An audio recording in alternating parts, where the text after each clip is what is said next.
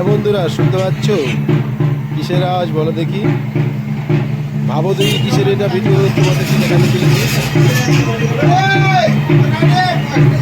এবার নিশ্চয়ই ভেবে ফেলেছ, বাঙালির সব থেকে বড় উৎসব দুর্গাপুজো, আর তারই আজকে আমাদের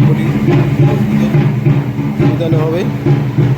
আর খুঁটি প্রদানের মাধ্যমে উদ্বোধন আজ থেকেই চালু, আজ থেকেই মানে প্যান্ডেল শুরু হতে চলেছে।